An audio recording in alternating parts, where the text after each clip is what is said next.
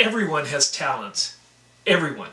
We all have talents related to learning, planning, organizing, innovating, developing, creating, influencing, communicating, doing. I can go on and on. But within each one of those categories of talents, we have a unique style. Let me use learning as an example. Our school system tends to reward people that learn naturally by studying and reading and memorizing and repeating.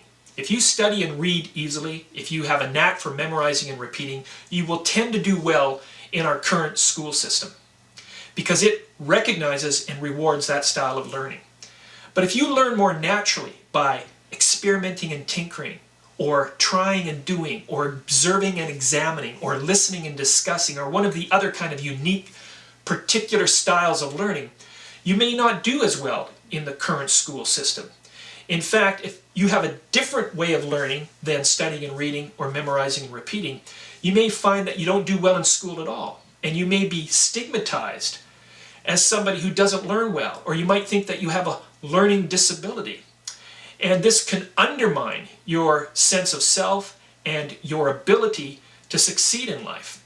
As an example, about 30 years ago, they did a study of Canada's top 100 entrepreneurs, and they were shocked to discover that 70% of them had never graduated from high school, let alone from college or university, but they were very successful people. And obviously, they were not stupid people.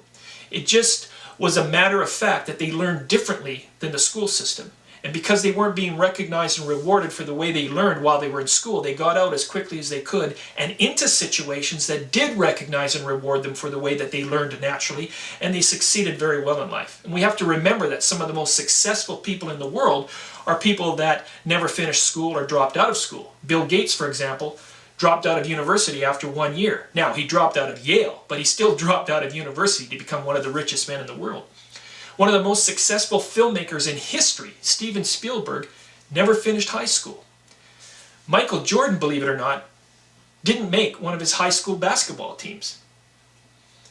Successful people don't always have the highest level of credentials in terms of education, but they have learned how they learn naturally and effortlessly, and they have applied that to their goals and objectives in life and succeeded fantastically. You can do the same thing.